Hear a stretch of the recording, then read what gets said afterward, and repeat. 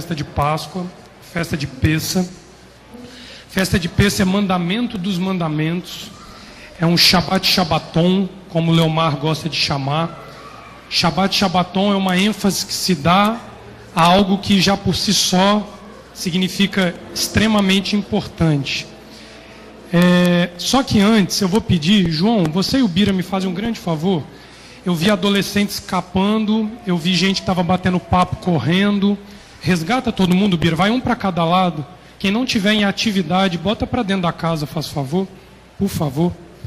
Vocês desculpem a forma como a gente fala, mas tem uma turma que às vezes é lisa igual quiabo, assim, para a gente pegar, né? E a gente precisa ser um pouquinho mais enfático com eles, porque gostam de conversar, de bater papo, mas na hora de estudar eles arrumam uma tarefa de última hora, assim, né? E a gente precisa entender o momento do eterno. Hoje, quando o Leomar pela manhã ele ensinava, vocês viram como que o Leomar estava quebradinho, chorando? O Leomar estava mole, assim, de tanto que ele chorava. Aquilo ali não é porque ele estava emocionado, não. É porque o período de Pessa, ele nos obriga a ter uma postura onde nós devemos temer muito o período. E quando eu digo temer o período de Pessa, não é para que nós nos amedrontemos. Uma coisa é temor, outra coisa é medo. O amedrontar é um sentimento humano. O temor é um sentimento divino plantado nos nossos corações. E Páscoa, ele marca o início de um calendário festivo, onde o nosso temor tem que estar aqui em cima, ó, diante de Adonai. Porque se nós não temermos Adonai, nós vamos sofrer um problema muito grande na Páscoa. No próximo sábado pela manhã, a gente também vai estar conversando sobre Pessa. Porque o próximo Shabat interrompe-se temporariamente os estudos da Parashá. Nós estamos na 28ª, porção de estudo, Metzora. Sábado que vem é a porção especial Pessa. Então a gente só volta a estudar a Torá, propriamente dito, daqui a 15 dias na ordem das porções. Então isso para nós é um momento para nós entendermos que o Eterno cria um hiato de tempo para nós compreendermos um mandamento que, se deixar passar, vocês vão ver que a celebração dele é um ato tão rápido que a gente perde. Ué, Leonardo, mas que conversa é essa? Pessa dura 7 dias. Não dura 7 dias. Pessa é a festa talvez mais rápida existente na palavra de Adonai. Por que eu estou falando isso? Porque uma das coisas que nós vamos estudar no sábado que vem pela manhã é que existe a festa de Pessa e a festa da Matzah, do pão sem fermento. Nós muitas vezes misturamos Páscoa com a celebração da festa dos pães asmos. Páscoa é um momento, é um salto.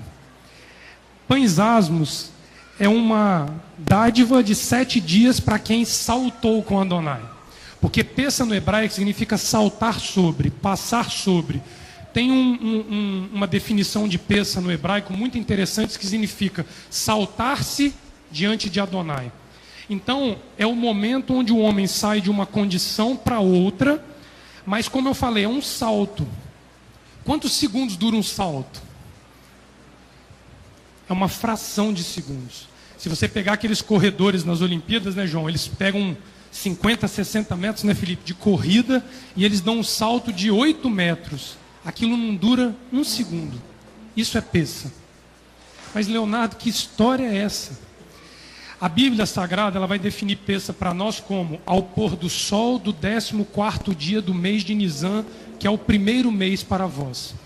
Quando nós olhamos o calendário judaico, um dia ele encerra ao pôr do sol e outro dia se inicia. Aquele crepúsculo, no momento onde não é nem dia e não é nem noite, é essa fração para celebrar Pessa. Aí teve uma vez que eu tentei explicar isso para um rapaz, o rapaz estava com a dificuldade de compreender isso. Como assim? Como que existe um momento tão rápido para nós aproveitarmos? Eu virei para ele e falei assim, imagina que você está aqui na página 1000 do livro. Você vai para a página 1001. O momento entre a página sair do 1000 para o 1001 é Pessa. Então presta bem atenção no que o Leomar ensinou hoje de manhã. Se nós não estivermos obstinados o suficiente para guardarmos o mandamento de Pessa, nessa fração aqui, ó, Pessa passa. Pessa é muito rápido. O golpe de Adonai no Egito foi marcado como a 10ª praga, a praga da morte dos primogênitos. Dali em diante, até o pôr do sol, o povo se preparou para sair. E o povo marcha ao pôr do sol. Por isso que a festa é celebrada ao pôr do sol do 14º dia de Nisan. Então, a primeira coisa que a gente precisa entender é que o Eterno separa um momento singular. O Shabat não tem essa característica, Sukkot não tem essa característica, Yom Kippur, Rosh Hashanah, Shavuot são festas que duram um dia pelo menos. Tem festas que duram 8 dias. Sukkot é um momento. Então, na próxima sexta-feira, dia 19 de abril, a próxima sexta-feira, Sukkot é um momento. Isso. Não, Pessa é um momento. Desculpa, perdão. A cabeça já está em Sukkot por uma outra questão. Perdão. Então, no próximo dia 19, sexta-feira, é Pessa. Ao pôr do sol. Leomar hoje convocou 18 horas. Todo mundo precisa estar lá. Não tem atraso de ônibus, saia mais cedo. É o dia que vocês e eu temos que pagar um preço para cumprir um momento singular do ciclo com Adonai. Isso é a primeira etapa para nós entendermos o que é a Haggadah de Pessa. E por que nós vamos hoje conversar sobre a Haggadah? Porque eu, pessoalmente, sempre celebrei Pessa de forma automática. Eu nunca parei para analisar ponto a ponto o que nós fazemos exatamente na noite que se conta a história. Haggadah em hebraico é narrativa. Então hoje é impossível a gente zerar a Haggadah aqui. Só para vocês terem uma ideia, quando se celebra a Haggadah de Pessa, guardando todas as prescrições rabínicas, ela leva uma festa de 4 a 5 horas e assim, num ritmo bem aceleradinho para conseguir cumprir em 4, 5 horas. Nós lá não vamos ter uma festa tão longa. Então a ideia aqui é passar os principais pontos. Nós vamos discutir aqui um pouquinho, algumas... Ei Rosa, boa tarde, prazer revê-la, Shabbat Shalom. Nós vamos estar discutindo aqui um pouquinho algumas questões que o Eterno tem nos mostrado que diferencia a celebração de Pessa do que é o tradicional de ser feito, detalhes, mas detalhes que vão fazer toda a diferença para nós nesse ciclo. Amém? Vamos orar então. Eterno Elohim de Abraão, de Isaac e de Jacó, nós queremos te louvar, queremos te agradecer e queremos declarar todo o nosso amor a ti, o nosso amor pelo Shabat. Obrigado pela vida, obrigado pela oportunidade que temos de estar aqui neste lugar. Assim o Eterno determinou desde o princípio que neste dia, nesta hora, nós estivéssemos na tua presença, olhando um pouco da tua palavra à luz da Haggadah de Pessa. Nos abençoa, guia-nos com teu Espírito. É o que pedimos em nome de Yeshua, o nosso Messias. Amém. Passa primeiro, Esperança, por gentileza. Eu procurei escrever ali para eu também não me perder, porque uma das coisas mais interessantes sobre a Haggadah é que não existe uma única forma de celebrar Pessa. Pessa tem pontos muito específicos que centralizam e mantêm a festa dentro de um mesmo padrão. Porém, existem várias formas. Lembre-se, o judeu se espalhou sobre a face da terra. Tem judeu na Ásia, na América, na África, na Ásia, no Oriente Médio. Cada local desenvolveu uma tradição para a celebração do Seder. Então a primeira coisa que a gente precisa entender é que o Seder ele não é uma celebração engessada. E os próprios pais dizem isso para a gente. Mas o mais importante é entendermos o seguinte: a narrativa, ela é uma tradição ou ela é um mandamento? A narrativa Haggadah de Pessa, ela é mandamento. Primeira coisa, não é opcional fazer Pessa com ou sem a narrativa. É mandamento. Vamos ver onde está o mandamento. Eu botei ali. Ela tem por objetivo, a mitzvah, o mandamento, manter viva a memória do êxodo. Isso é o primeiro fato, é um pilar da narrativa de Páscoa. O Êxodo, no capítulo 12, verso 14, diz assim: este dia será para vós por memória, celebrá-lo-eis por festa ao Eterno. Nas vossas gerações o celebrareis por estatuto perpétuo. Esse é o mandamento de Páscoa como festa, como um dia diferente. O Êxodo, versículo 17, diz assim: guardai, pois, a festa dos pães ázimos, porque naquele mesmo dia tirei vossos exércitos da terra do Egito, pelo que guardareis esse dia nas vossas gerações por estatuto perpétuo. Como é que você guarda isso de geração para geração? Contando para a geração que cresce. Então aquilo ali que estava sendo feito ali embaixo é parte da obrigação da casa em cumprir mandamento, ensinando as crianças da casa a guardar o Pessa, a festa de Páscoa. Agora o verso 24 diz assim: portanto, guardai isso por estatuto para vós e para vossos filhos para sempre. De quem é a responsabilidade de ensinar o mandamento de Pessa para os filhos? Dos seus pais. A casa não está isenta, mas a família também não pode se isentar. Então existe uma dupla responsabilidade para ensinar o mandamento. O verso 26 e 27 diz assim, olha só como é que Adonai ele é perfeito com isso. E quando vossos filhos vos argumentarem, ou seja, vai chegar um momento que os nossos filhos, João, vão virar para a gente e falar assim, mas por que eu tenho que guardar essa festa? Vai haver um questionamento. E um questionamento natural de uma geração que não viu o Egito, mas que hoje precisa conhecer a história dos seus pais que estiveram no Egito. Porque a criança tem espírito crítico. A criança não é um robozinho que você ensina e ela pensa, ela está se desenvolvendo. O Levi, por exemplo, está aqui, vai fazer bar mitzvah no sábado pós-Pessa. O Levi, há uns anos atrás, provavelmente celebrava porque era uma coisa natural para ele celebrar. Mas na idade que ele está, entrando na adolescência, já é a idade de começar a fazer pergunta. Se é que ele já não faz.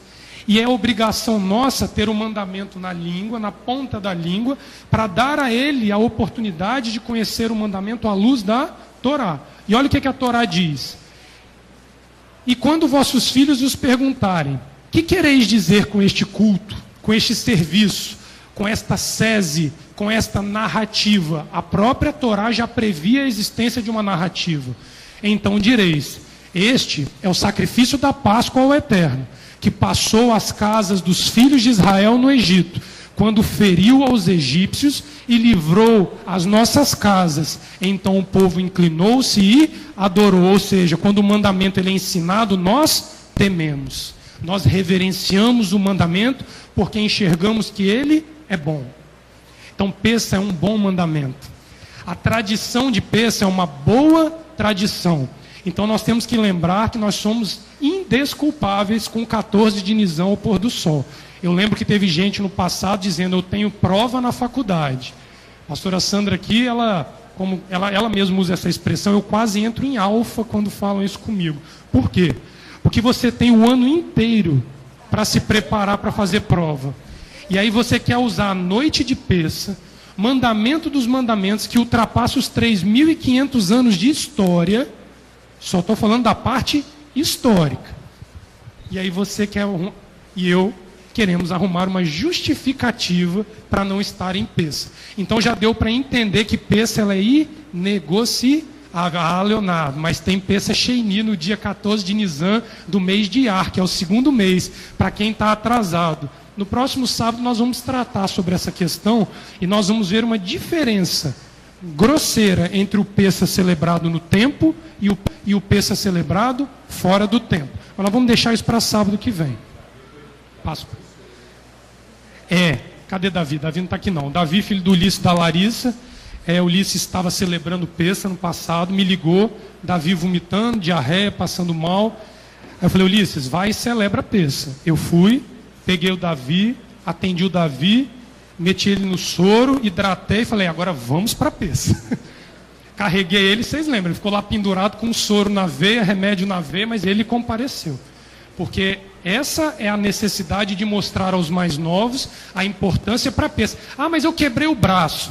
Vai para Pessa. Eu estou com febre, vai para Pessa. Eu estou tossindo, vai para Pessa. Eu estou internado, aí você está liberado. Aí você liga a internet no hospital, se for possível, e assiste de casa. Então, situações extremas, Adonai vai nos excusar disso daí. Eu estou frisando isso porque a história de negociação com data aqui na casa, ela é velha, velha, velha. Tá? Aí vem a pergunta, quem deve celebrar a Páscoa? Porque, Leomar, outra pergunta que o indivíduo pode fazer é dizer assim, eu não sou judeu, eu não tenho essa obrigação sobre mim, eu não preciso celebrar a Páscoa. Isso existe, tá? E tem gente que usa como argumento não ser judeu para não celebrar Páscoa. Vamos lá. Primeira coisa, Êxodo 12, verso 48 e 49. Adonai conhece todo mundo. Ele já sabia das tentativas nossas de enganar a nós mesmos e ao semelhante com as nossas faltas, carências e culpas, né? O Êxodo diz assim: quando, porém, algum estrangeiro peregrinar entre vós e quiser celebrar Páscoa ao Eterno, circuncidem-se todos os seus varões, então se chegará e a celebrará, e será como natural da terra, mas nenhum incircunciso comerá dela. Haverá uma mesma mitzvah, um mesmo mandamento, para o natural e para o estrangeiro que peregrinar entre vós. Esta circuncisão ali, clamada por Moshe, por Moisés, nada mais é do que aquela circuncisão que Paulo lá no futuro vai dizer: circuncidai o prepúcio dos vossos corações. Temer Adonai, e o mandamento é o pré-requisito para participar de Pessa. Então, quem não nasceu dentro da casa de Israel está convocado. Então a gente está eliminando a turma que não quer participar de Pessa com isso daí. Isso tudo faz parte da Haggadah, tá? É porque nós não temos tempo de passar tudo isso no dia, por isso que eu estou fazendo questão de ponto a ponto aqui com vocês. Qual é a maneira correta de celebrar o Seder? Aí, pastora, eu fui buscar uma fonte que eu não conhecia. Eu busquei a fonte de um rabino ortodoxo, que ele tem uma inspiração divina, no meu entender, para dar aquela resposta quando perguntaram a ele. Olha o que ele respondeu. Como em tudo na Torá, a Haggadah também pode ser vista sob diferentes níveis de entendimento. Então, Leomar, o indivíduo que conhece a Torá há 50 anos, ele vai compreender a Haggadah, João, diferente de alguém que a conhece há 1 ano. Olha o rabino falando para não criar problemas para nós celebrarmos Pessa. E muitas vezes, seus lindos ensinamentos, tão essenciais para todos nós, se encontram ocultos em passagens aparentemente simples. Ou seja, a Haggadah, ela se revela para nós, João, ano após ano. Ela é um organismo vivo. Ela não é uma coisa engessada, que eu no ano seguinte vou falar assim: lá vou eu celebrar a Haggadah de novo. Nós temos por obrigação, à medida que nós buscarmos uma intimidade com o Criador, de descobrir dentro do mandamento novos ensinos para nós que transformem a nossa vida ano após ano. Senão nós não estamos celebrando Páscoa na visão daquele rabino ali. Que eu acredito, pastora, que é uma visão pautada no entendimento da própria Torá. Porque o Eterno vai nos mostrar, dentro da Torá, dentro da Páscoa, ensinado a primeira vez o Messias que viria 3.000 anos depois. Uai, como é que pode? Então quer dizer que o Messias não estava exposto ali, mas ele estava ali escondido. Sim. Quando a Torá, ela nos dá ano a ano uma capacidade de encontrar revelações do Eterno para nos ensinar ano após ano, é porque a Torá, ela é um compêndio de ensinos vivo, porque ela vem da parte do Eterno para nós. Se nós acharmos, João, que nós já estamos em pleno conhecimento da Haggadah, pastora, nós estamos em 2 situações, só tem 2. Ou nós não entendemos nada da Torá e do Messias, ou nós já estamos nas bodas do Cordeiro, como o Leomar encerrou hoje, celebrando com ele, Rito, o último Pessa. Ou uma situação ou outra. Porque quando o Cordeiro voltar e ele estabelecer a mesa para que aqueles que aderiram a ele sentarem para comer, nós vamos ver ele falando isso daí para a gente. Ali eu creio que encerrou. Ali, Leomar, o que nós precisávamos ter de plenitude de conhecimento já foi, porque nós estamos no reino messiânico estabelecido. Nós vamos chegar nisso lá. Passa a próxima. Olha lá que interessante. Tem um comentário talmúdico que diz a seguinte frase: de geração a geração, o indivíduo tem a obrigação de ver a si mesmo como se ele mesmo tivesse saído do Egito. Olha só, o Talmud, que é a Torá oral, é um dos compêndios da Torá, de comentários orais da Torá. Ela está nos dizendo que nós temos a obrigação de, João, de nos teleportarmos no passado e nos inserirmos naquela libertação como se ela estivesse acontecendo hoje, agora. Então Pessa, presta atenção nisso que eu vou falar nisso sábado que vem, se o Eterno me permitir. Ela é a festa que marca o domínio de Adonai sobre o tempo. Ela é atemporal. Ela é passado, presente e futuro numa mesma fração de segundo.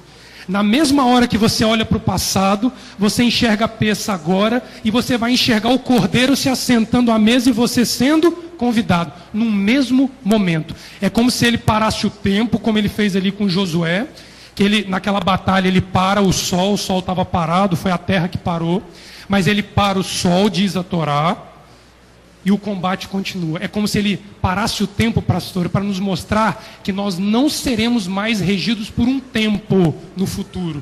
Porque Adonai, quando estabelecer o Shemini, que Leomar ensinou hoje, é um tempo perfeito, completo, que não haverá mais sobre nós um cronômetro dizendo mais um ano, mais 2 anos, será uma eternidade. Perdão, Amém. pastor. Ô Léo, eu me lembro do dia que ele para o tempo aqui na Piedade. Amém. Ele parou o tempo, eu falo isso sempre. Entre o Shabat, a celebração... Explica devagar, pastor, porque é importante nós todos entendermos exatamente, isso. ele para o tempo, nós vimos isso, e vocês precisam experimentar essas coisas. Nós subimos a comunidade da Piedade para celebrarmos o Shabat. Mas já tinha um programa feito por outros, que eu chamo dos meninos, contrários à Torá, trabalhando com a violência, um programa para ser feito ali na comunidade. E nós subimos e dissemos, nós vamos celebrar, receber o Shabat.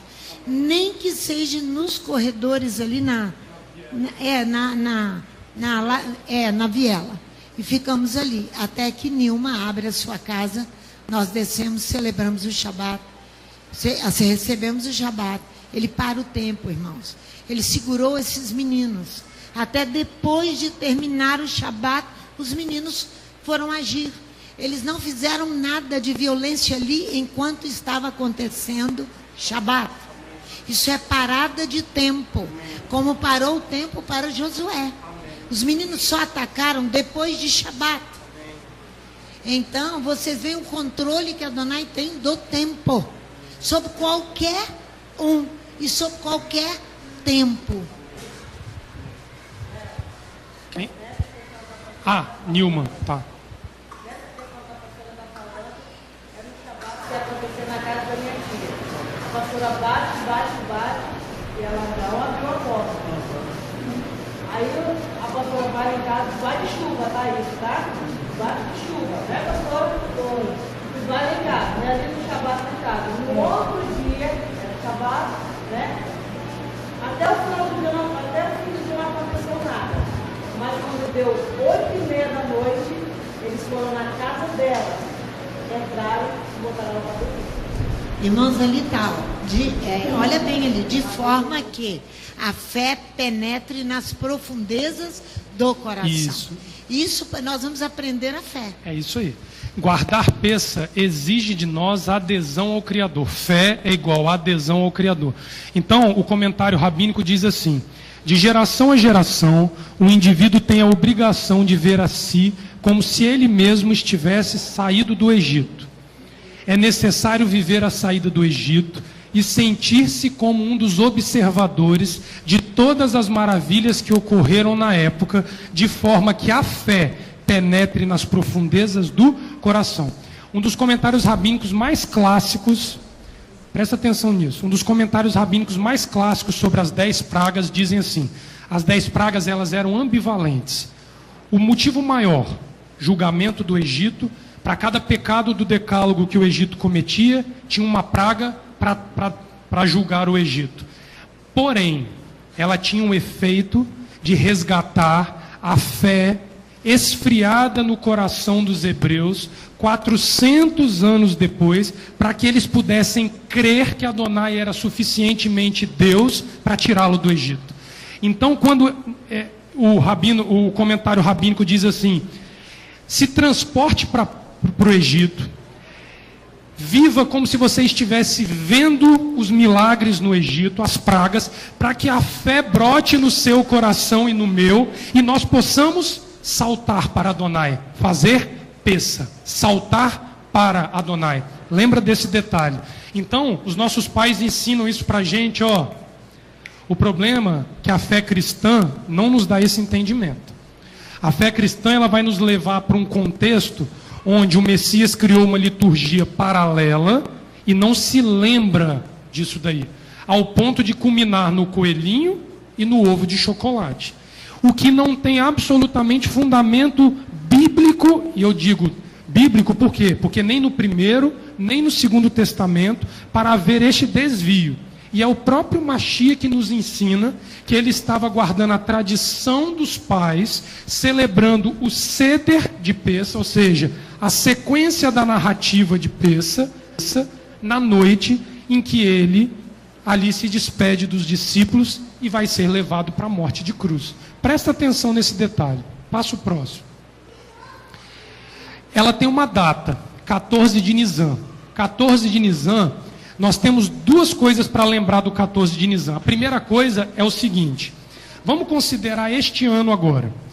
Qual é o dia que começa 14 de Nisan? É no pôr do sol, de quinta para sexta. Inicia o dia 14 de Nisan. Nós iremos celebrar Pessa entre o 14 e o 15, então no pôr do sol de sexta para sábado. O primeiro golpe, a primeira memória que a Haggadah traz para nós é a memória do que houve à meia-noite. Então faz um exercício. Quinta-feira agora, meia-noite, você abre o seu olho em casa e lê aquela passagem ali, Êxodo 13, versículo 2. Diz assim: santifica-me todo primogênito, todo o que abrir a madre de sua mãe entre os filhos de Israel, assim de homens como de animais, porque é meu. É uma memória do evento da morte dos primogênitos egípcios e da sobrevivência dos primogênitos hebreus e estrangeiros que ungiram o umbral da porta com o sangue do cordeiro. Então, à meia-noite de quinta-feira, João, pelo menos a nossa memória tem que se voltar para dizer: eu sobrevivi. Eu ainda estou vivo, eu sobrevivi, eu ainda posso saltar para Adonai. Eu posso saltar. Não tem garantia nenhuma, por conta do nosso pecado, não por conta de insuficiência de Adonai. Presta atenção nisso. Os nossos pais, os hebreus, para marcar esse momento, eles iniciam à meia-noite um jejum que vai da meia-noite até o início da manhã. Por que isso? É uma forma de gratidão chamado jejum dos primogênitos, no hebraico, Tanit Berohot. Então, os homens judeus primogênitos, eles jejuam como gratidão à sobrevivência ao Egito.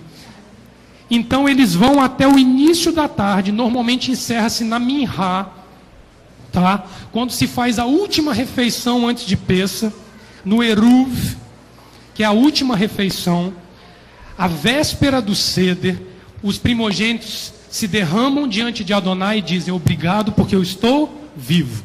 Então isso tomou força de mandamento pautado na tradição dos pais.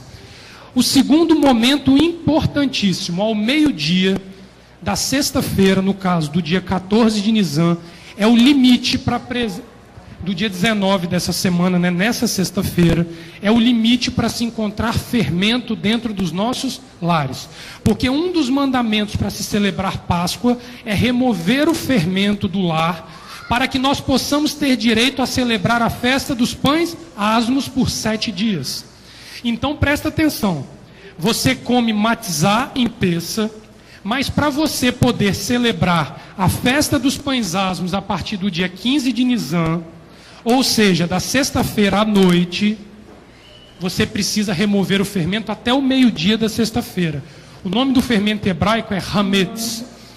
E o mandamento e a bênção que você faz quando você inspeciona o seu lar, você inspeciona o interior do seu coração para saber se a sua língua não está mentindo contra você, que o Leomar ensinou pela manhã.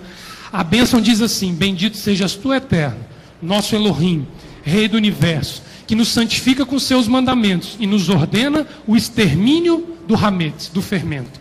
Então você abençoa a sua casa dizendo: eu fiz o meu papel, eu eliminei o fermento do meu lar.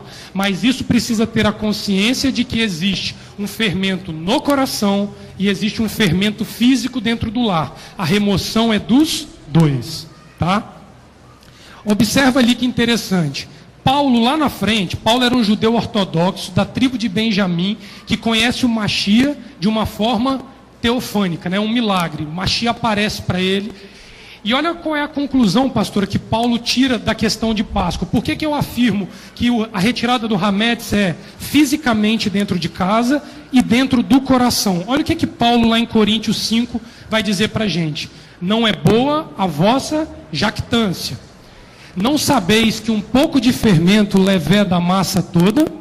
Expurgai o fermento velho, para que sejais massa nova, assim como sois sem fermento, porque o Messias, nossa Páscoa, já foi sacrificado. Pelo que celebremos a festa, não com o fermento velho, não com as más práticas de um leproso, que eu sou chamado a atenção a deixar para trás, nem com o fermento da malícia e da corrupção, mas com os ázimos da sinceridade e da verdade. Então o mandamento ele tem um cumprimento físico e tem um cumprimento espiritual. Então tem uma dupla questão. Passo próximo. O pôr do sol do 14 de Nisan, observa ali que existe essa hora demarcada, Êxodo 12, de 5 a 8. O cordeiro ou o cabrito será sem defeito, macho de 1 ano, o qual tomareis das ovelhas ou das cabras, e guardareis até o 14º dia deste mês, e toda a assembleia da congregação de Israel o matará à tardinha. Então, na viração do 14º para o 15º, o animal era imolado. Tomarei o seu sangue, pô-lo-ão em ambos os umbrais, e na verga da porta, nas casas em que o comerem. E naquela noite comerão carne assada ao fogo, com pães asmos, com ervas amargas o comerão. Esta é a base de celebração da festa de Pêssego. Passa a próxima. Só que tem uma coisa muito interessante, Leomar. Dá uma olhada como que o Eterno caminha com a questão da celebração e ela não fica emperrada numa situação repetitiva, pastor, e enfadonha. Olha o Êxodo 13. Portanto, guardarás este estatuto a seu tempo. Olha ele observando o tempo. De ano em ano, ou seja, não pode furar o ano. Olha o Levítico 23. No mês primeiro, aos 14 do mês, à tardinha, é a Páscoa do Eterno. Olha no livro de Números. No primeiro mês, aos 14 dias do mês, é a Páscoa do Eterno. Ele vai reforçando. Olha o Deuteronômio 16, guarda o mês de Abibe, que é outro nome do mês de Nisan, e celebra a Páscoa ao Eterno teu Deus, porque no mês de Abibe, de noite, o Eterno teu Deus te tirou do Egito. Então ele repete isso em todos os fundamentos da Torá, onde tem a prescrição da festa de Páscoa. Então a data ela é importantíssima. Agora vamos dar uma olhada ali se o nosso Machia, pastor, ele era cumpridor disso daí certinho. O livro de Lucas diz assim: ora, chegou o dia dos pães asmos. Então ele diz, chegou o dia 14 de Nisan, em que se devia imolar a Páscoa.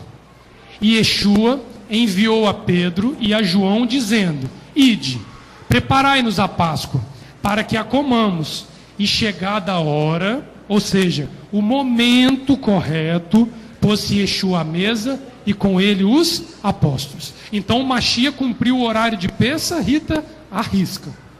Ele chegou em Jerusalém um dia antes da festa para não ter risco. Ele estava ensinando na Galileia, ele estava percorrendo as sinagogas, porque ele sabia que o tempo dele era curto, mas ele fez questão, pastor. Ele visita um homem que ele ressuscitou 5 dias antes, ele anuncia a sua chegada aos seus adeptos e chega um dia antes de Pêssego. Se vocês olharem a narrativa de João, ela vai perfeitamente permeando isso daí para nós. Aí agora vamos falar propriamente do Seder. Seder no hebraico significa ordem. Então você não conta a história da Páscoa fora da ordem, porque houve uma sequência de eventos que precisa ser respeitada para que a história ela tenha solidez. Porque se eu contar ela de trás para frente, Rita, não vai fazer sentido. Então, os judeus nos deixam como herança uma ordem para celebrar Pêssah. E essa ordem ela é bíblica. Ela é dividida em 15 etapas, ou seja, tem 15 momentos da festa que vão ser marcados com um nome. Vocês vão ver o Yahatz, o Rotzah, o Karpaz, vocês vão ver o momento do Motzi, que é a hora que parte a Matzah, o momento do Aficomã. Cada um tem um nome. Eu vou repassar os nomes com vocês aqui. O objetivo de existir uma ordem é haver uma didática, em especial para as crianças, porque Pêssah, tradicionalmente, ela é celebrada nas casas. Então, as famílias se reúnem e elas pegam e trazem as crianças como principais participantes da festa, e eles têm que criar uma história lúdica, Felipe, para não ficar uma coisa maçante e a criança fazer assim, ó, dormir no meio do ceder. Então, as crianças, na festa da Páscoa, elas são o alvo maior da festa. Então, nós precisamos ter o cuidado de que nós celebramos aqui em comunidade, entre outros motivos, porque vocês vão ver que existe uma ambivalência do mandamento de celebrar Pêssah. O Êxodo, como primeira festa de Páscoa, vamos tratar isso no sábado que vem, ele foi celebrado nos lares, sem função sacerdotal vigente. Então você celebra em casa. Sabe por quê? Felipe, em casa, minha mãe sabe meus defeitos, lá ela sabe meus defeitos, ela sabe mais do que qualquer um agora. Eu não tenho como mentir para quem me conhece na intimidade.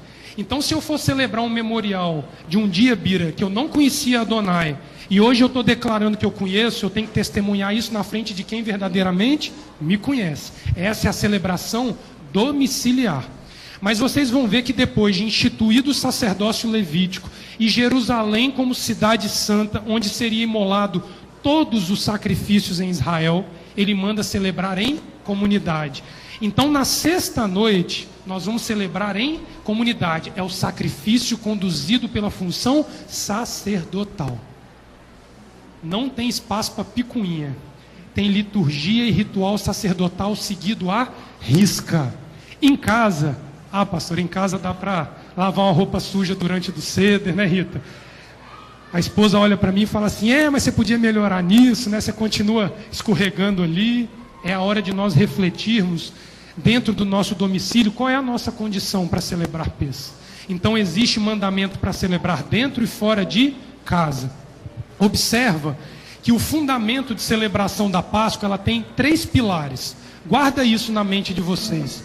São 3 bases que vai fazer com que Pêssah seja celebrado ao longo das gerações e não seja esquecida. 3 palavrinhas: Pêssah, Matzah e Maror. Aí você fala, Leonardo, mas Pêssah é o nome do cordeiro pascal imolado na noite de Pêssah. Então o carneiro que morria, ele é um carneiro que tem um nome próprio, porque ele só era imolado no dia da festa de Pêssah. O nome dele é Pêssah. Então, João, o animal que morre na noite do 14 de Nisan é um Pêssah. O segundo elemento é a Matzah, que é o pão sem fermento. E o terceiro elemento é o Maror, que são as ervas amargas para lembrar o período de sofrimento, de escravidão e de choro no Egito. Só que você vai falar assim para mim, Leonardo, tem 3 tipos de ervas amargas diferentes na mesa de Páscoa. Sim, todas elas com a mesma função memorial de lembrar a dificuldade do período do Egito. Então nós vamos ver o Karpaz, que é o rabanete, o Hazeret, e vamos ver o Maror, que normalmente a gente usa a alface romana para esses 2. E aí o que acontece? Quando nós estamos diante desses 3 elementos, o ceder, a contagem, ela é criada obedecendo a sequência da história desses 3 elementos. Então, se nós não conhecemos os 3 elementos fundamentais de Páscoa, nós nunca vamos entender a ordem que a celebração é feita. Cada etapa do ceder vai fazer referência aos eventos do Êxodo relacionado aos 3 principais elementos da festa. Passa o próximo, Bianca. Olha lá a nossa mesa de Páscoa. A mesa de Páscoa tem os 3 pães sem fermento, são 3 matzot na mesa. Ela tem uma vasilha aqui à direita com água e sal. Ela tem uma taça ou 4 taças, nós vamos falar por que disso daí. Ela tem a keará, que é o prato, onde ali é colocado o maror, o hazeret e o carpaz, que são as 3 ervas amargas, junto com o ovo, o osso do cordeiro e o haroset, que é aquela massinha doce que a gente usa para misturar na comida. Então essa daqui é a estrutura básica. E aquele livrinho ali, ele é o quê? Ele é a Haggadah. É o livro com a narrativa para nós não nos perdermos na história. Com isso daqui, qualquer um celebra Pêssach, pastora. É muito simples. Não é nada exigente. Na Ceasa, né, pastora, se comprar, dá para fazer Pêssach para Vitória todinho, né, com esses elementos ali na Ceasa. Não é não, João? Juntar umas caixas ali de erva amarga, né? Passa o próximo, Bianca, por favor. Então nós temos que falar dos 3 elementos. Pêssach. Páscoa. Tradução mais usada para Pêssach é Páscoa. Ela significa passar ou saltar sobre. Ela se remete ao momento em que o anjo da morte poupou os primogênitos e saltou à casa dos filhos de Israel. Mas ela também é o nome da festa, o nome do animal que é imolado na festa. É o Corban, é o presente pascal chamado Pêssach. Na Queará, ele é simbolizado pelo osso de carneiro assado, que tem o nome de zeroa. Então o que nós vamos ter na mesa de Pêssach não é a carne do cordeiro, mas é o osso queimado e assado desse cordeiro. Por que isso daí? Porque o osso, ele vai se remeter ao seguinte versículo: portanto, dize aos filhos de Israel: eu sou o Eterno, eu vos tirarei de debaixo das cargas dos egípcios, livrá-los-ei da sua servidão e vos resgatarei com braço estendido e com grande juízo. É o osso do braço do carneiro. Então ele se remete ao braço de Adonai estendido em nosso favor. Mas tem uma coisa muito interessante a respeito desse osso. Quando eu fui estudar a liturgia da Haggadah, pastora, existe uma discussão sobre ela. Nós devemos ou não comer carneiro na noite de Pêssach? Existe uma discussão. Mas, Leonardo, mas que história é essa? Tem comunidade judaica, Rita, que entende que pode comer a carne do carneiro na noite de Pêssach. Tem comunidade judaica que define, Felipe, que não pode comer. Por que isso daí? Presta atenção em Lucas capítulo 22. Você não pulou um, não? Volta. Não, passa. Tá. Volta lá então. Deixa lá então. Acho que eu inverti o slide. Essa daqui é uma... Não. Isso daqui é uma leitura na tradução de um autor chamado André Chorak, que vai ajudar a gente a entender essa discussão, se come ou não come carneiro, pastora, na noite de Pêssach. Presta atenção. Lucas, no capítulo 22, diz assim: eles se vão, verso 13, e encontram o que ele lhes havia dito. Preparam o Pêssach. Então, o carneiro foi preparado, João, foi assado o carneiro em Lucas, capítulo 22. Essa passagem aqui é aquela que Yeshua manda os discípulos irem à cidade para encontrar uma casa, para que a casa esteja pronta para eles subir a Jerusalém e comer a Páscoa. Eles vão e preparam o Pêssach. Então aqui está dizendo que Yeshua comeu o Pêssach. Quando é chegada a hora, ele se alonga com os seus convidados. Ele se senta à mesa confortavelmente e lhes diz: desejei de desejo comer convosco este Pêssach antes de sofrer. Então ele comeu, certo? Sim, eu vos digo, olha o Mashiach, não o comerei nunca mais, até que ele se cumpra no reino de Elohim. E aí, Felipe, apertou, hein? Come ou não come? Ah, eu como porque Yeshua comeu. Ele comeu, mas ele está dizendo que não pode comer mais. Isso daqui é uma coisa que, se nós não tivéssemos o Mashiach, a casa ia ficar dividida entre a ala dos que comem e a ala dos que não comem, que é o que acontece quando nós não temos o Mashiach. Porque o Mashiach ele é a fonte de explicação para tudo que a gente não entende na Torá. Porque ele é a própria Torá. Ele é a presença viva de Adonai. Então, se você tem uma dúvida, você vai a ele e ele te esclarece a dúvida. Nós temos que fazer as duas coisas. Nós temos que comer e não comer. Mas, Leonardo, pelo amor do Eterno, como é que você come e não come uma Páscoa? Presta atenção nisso. Yeshua estava num período onde os que defendem comer a Páscoa, não comer a Páscoa, dizem assim: o livro de Deuteronômio manda você subir a Jerusalém, onde Yeshua estava, onde o templo estaria construído, e ele era imolado no templo. Então você leva o sacrifício ao templo, mata o cordeiro, e consome o cordeiro em casa. Ok. O templo desabou. Então nós vamos usar a justificativa de que não tem templo, então eu não posso imolar o cordeiro, então eu não posso comer a carne. Só que tem uma outra questão. Por que tem uma outra questão, Rita? Porque quando o Mashiach ele come, ele traz sobre ele uma representatividade exatamente do que nós falamos há uns minutos atrás.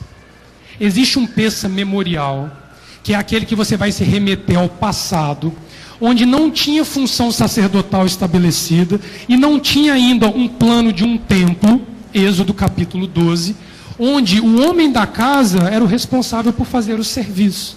Ali você come o Pessa, come um memorial, Leomar, de uma vida que você tinha como escravo. Mas em comunidade, aguardando a restauração de Jerusalém, o reinado do Mashiach se estabelecendo, nós vamos comer outra coisa no Seder de Pessa que não carneiro. Então a gente come e a gente não come. Ele não dificulta a nossa vida.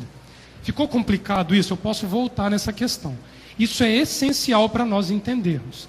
Quando nós estivermos nos nossos lares, na semana de Páscoa, pelo menos um dia, de forma memorial, nós precisamos comer um pedacinho de carneiro para lembrar de um passado. Mas o presente e o futuro, quando nós estivermos em comunidade, precisaremos aguardar a presença do Mashiach para comer como um só povo junto com ele. E vocês vão ver que isso está de acordo com que a Haggadah, ela vai nos conduzindo a entender taça após taça. Então, na noite do dia 14, dia 19, na nossa data civil, sexta-feira próxima, nós não comeremos cordeiro, certo? Mas nos nossos lares, ao longo da semana, que seja um pedacinho, para lembrar de um tempo que não tínhamos Torá, que não tínhamos Yeshua, e éramos exclusivamente dependentes da graça divina. Nós fomos livres porque poderíamos ter morrido sem conhecer ao Eterno. Então, Pessa, ela é passado, ela é presente e ela é futuro. A Bíblia diz que se a família for muito pequenininha, chama um amigo mais íntimo, senta com ele, come com ele, porque o amigo mais íntimo, Felipe, também conhece os nossos pecados, as nossas falhas e as nossas imperfeições.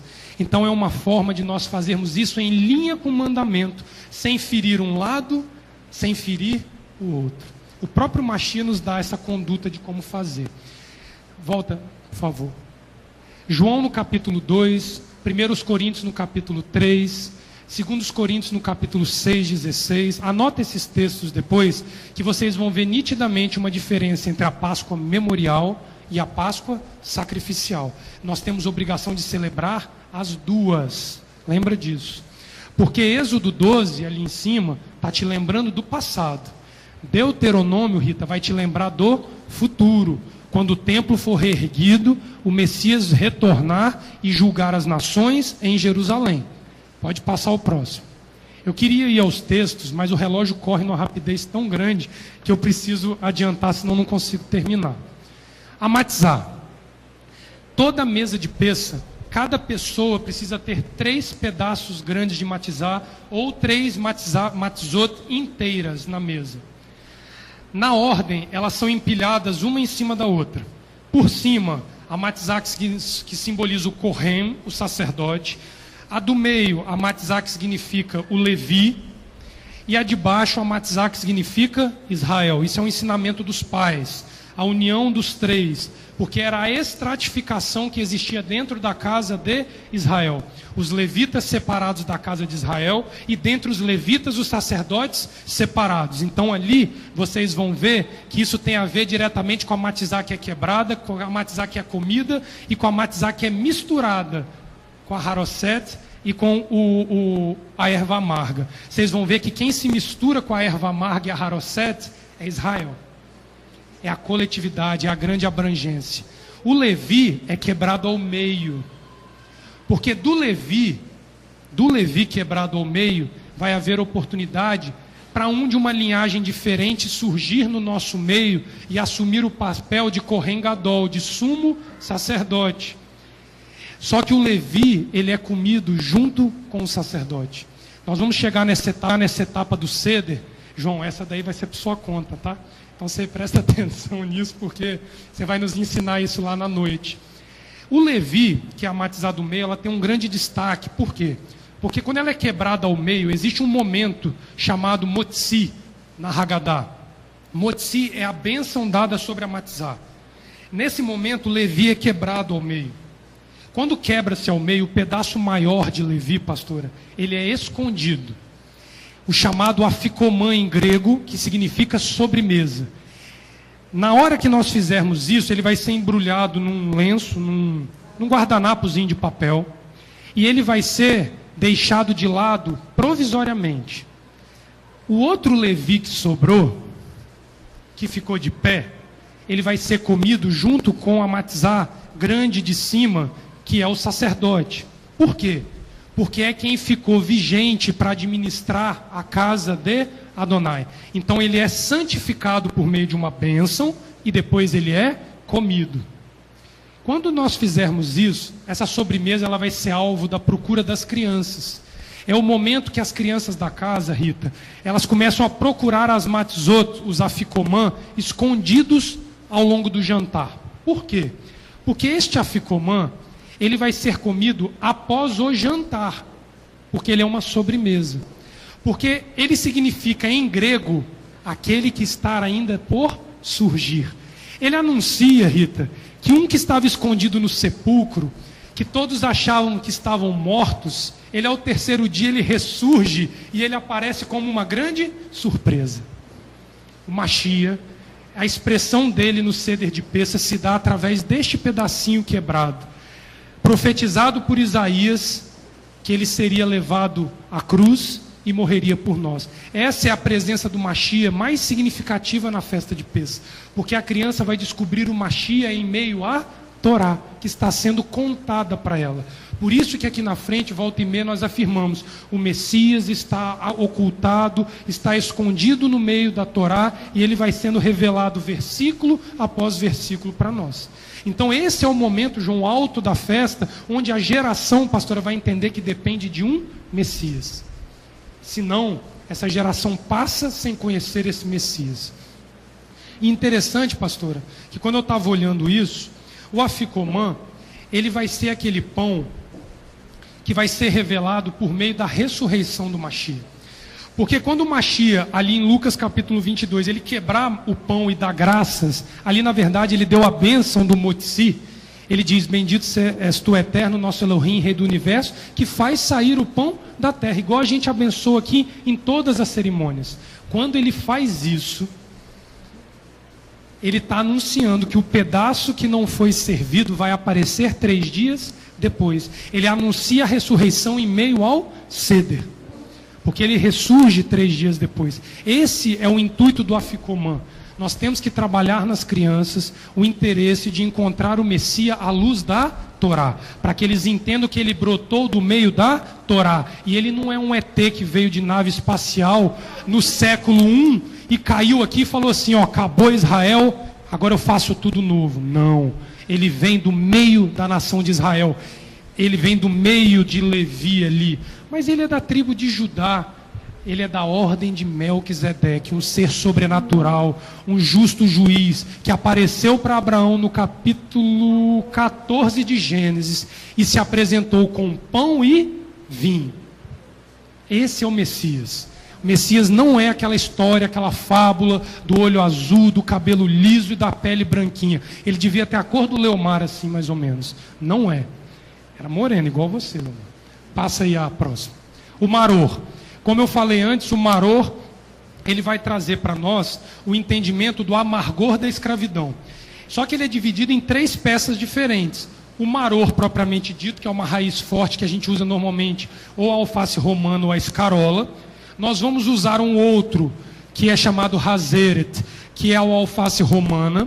Por que o nome muda? Ué, se eu posso usar como alface romana o maror, e se eu posso usar como alface romana o hazeret, por que muda o nome? Porque, segundo a tradição dos pais, na Mishnah, que é uma tradição oral que os judeus passam de pai para filho, a erva amarga era chamada Hazeret e não era maror. Só por isso. É para dar honra aos pais que nos deram a Haggadah como herança. É uma questão de nome. Os cabalistas, cuidado para quem vive consultando Cabala, vai dizer que o nome muda por conta da posição no prato da Kiará, parará, parará, parará. Eu peço que tenham zelo e cuidado para olhar à luz da Cabala essas questões. Eu, pessoalmente, não aconselho entrar nessa questão, para que você não se perca em excessos e esqueça o mandamento. Nós estamos começando a conhecer Torá. O carpaz, que é o alimento que nós vamos usar como erva amarga, o rabanete, ele é diferente. Por quê? Porque ele vai ser misturado inauguralmente, quando nós começarmos a contar a história, na água com sal, porque ele vai se remeter às lágrimas que o povo judeu derramava no Egito. Por isso que ele é diferente. Tá? Então, esses são 3 coisas importantíssimas que a gente tem para poder lembrar. Passo próximo.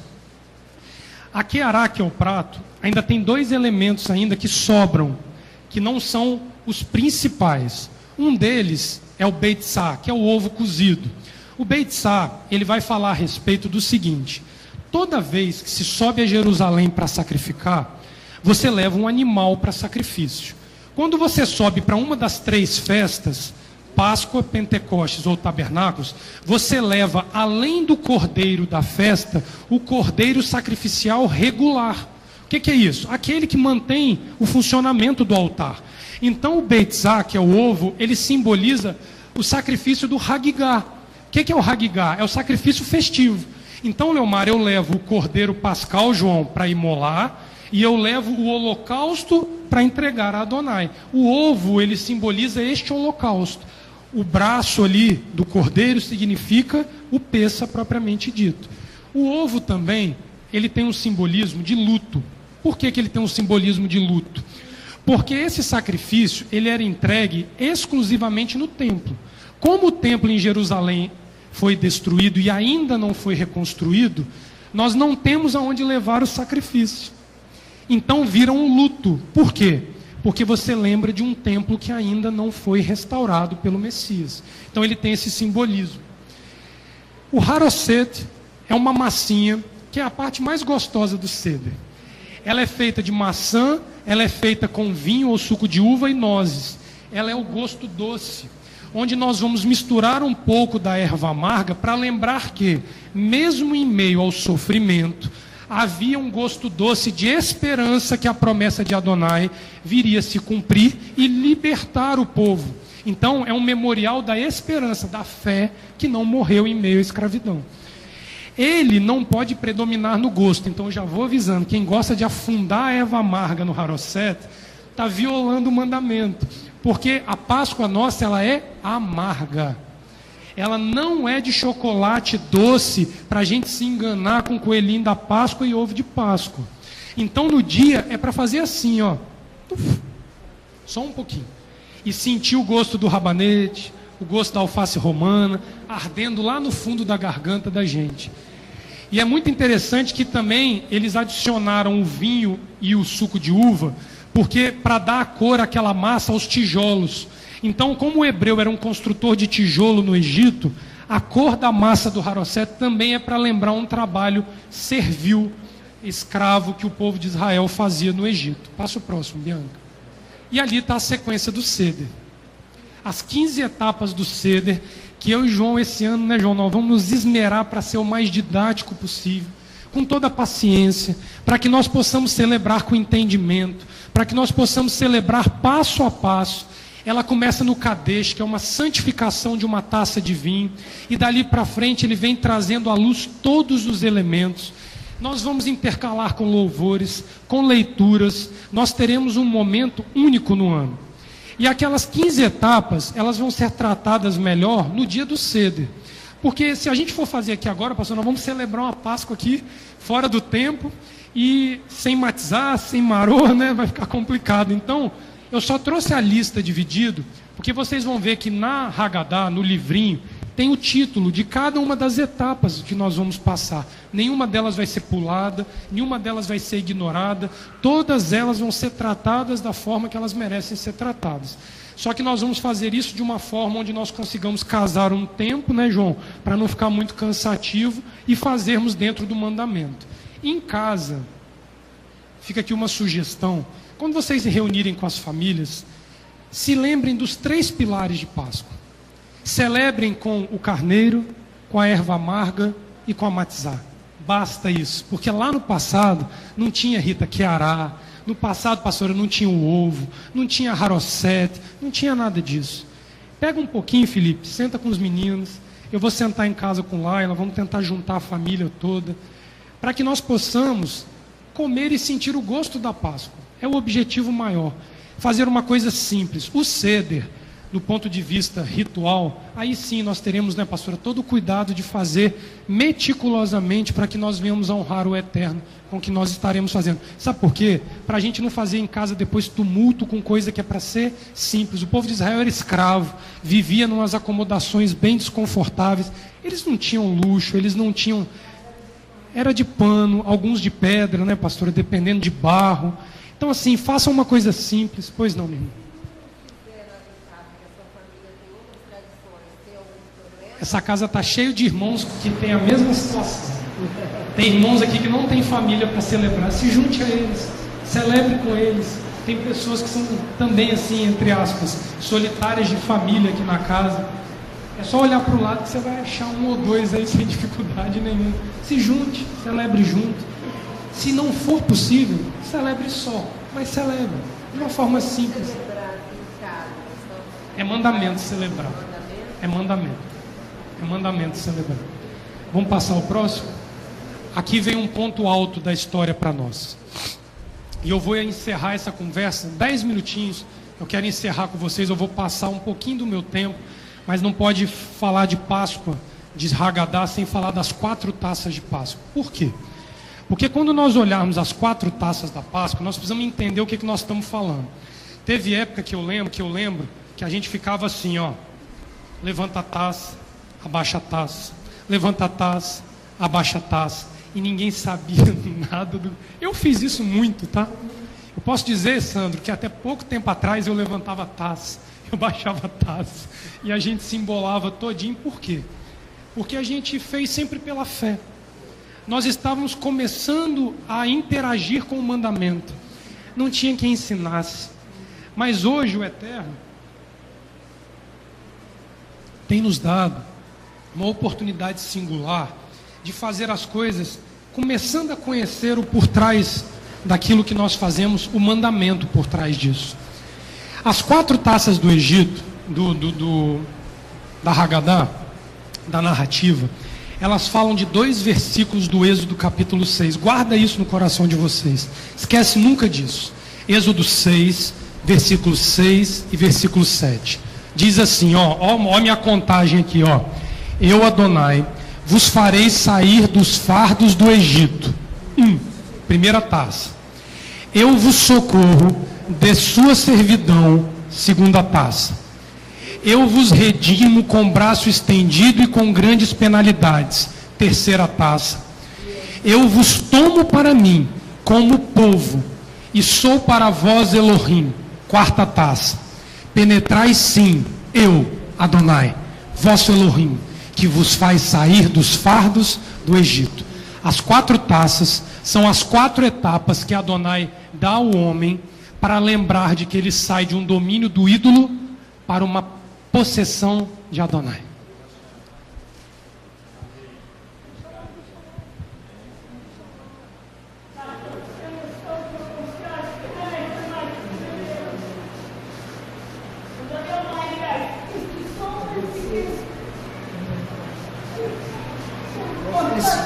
Vocês precisam somar comigo e participar da Páscoa. Porque vocês entenderão tudo mais tarde. Eu estou apenas vos chamando para celebrar a Páscoa. Nem mais e nem menos. Amém. Compare a vossa vida do passado E compare a vossa vida hoje. Quanto cada um de nós andou. Para que vocês aprendam a se dar a Adonai.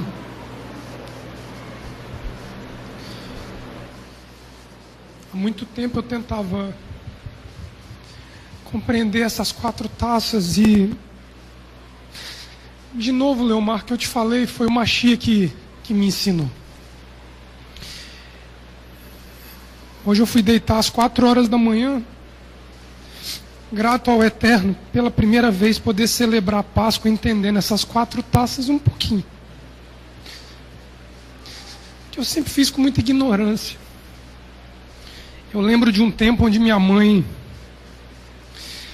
ela guardava os elementos de Páscoa porque eu não podia celebrar, eu vivia fora.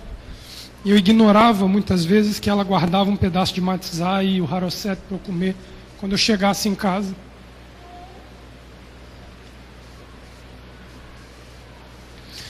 E quando eu fui deitar hoje, às 4 horas da manhã, eu disse para Adonai: obrigado.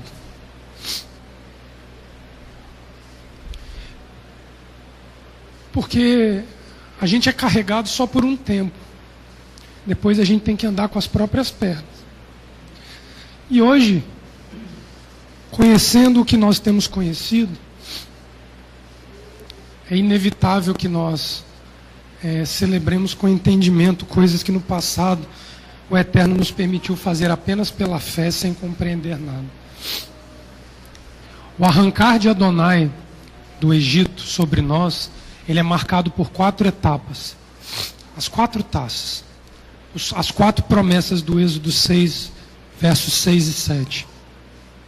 Mas, pastor, uma coisa que eu compreendi nessa madrugada, que eu digo a vocês, eu não vi isso em livro nenhum escrito.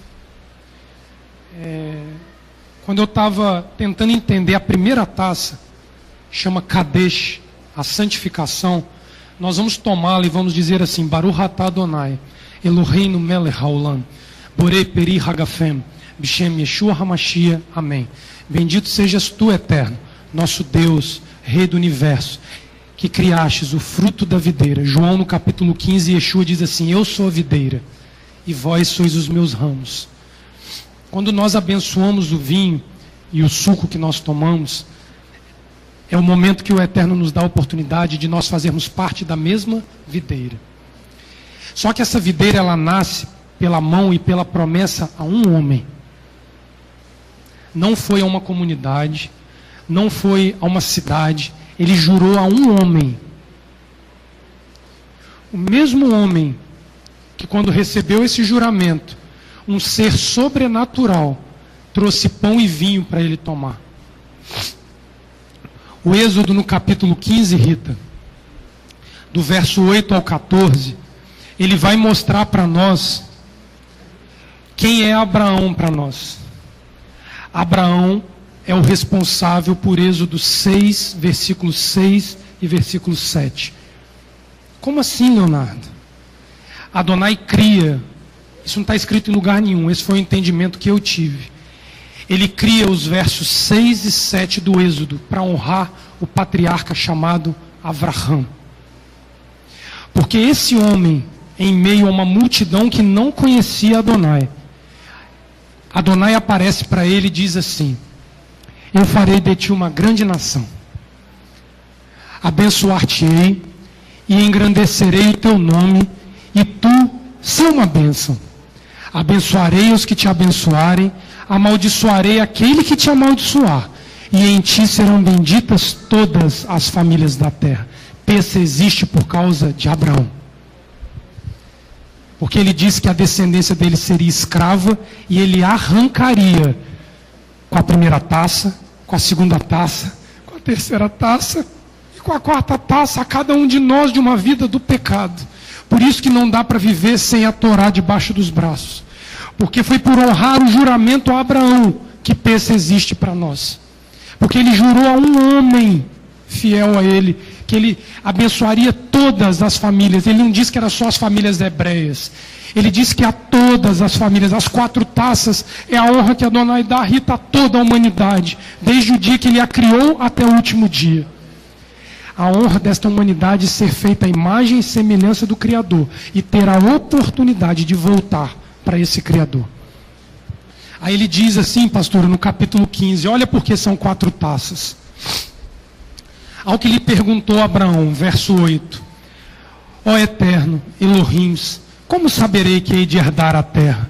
Ele estava aqui questionando, porque Adonai dizia que daria ao descendente dele uma herança, e ele dizia, eu não tenho filho. Ele está questionando Adonai. Respondeu-lhe Adonai, toma-me uma novilha de 3 anos, uma cabra de 3, um carneiro de 3, uma rola e um pombo. 4 sacrifícios a serem feitos. 4 taças. 4 movimentos de Adonai para arrancar Israel do Egito.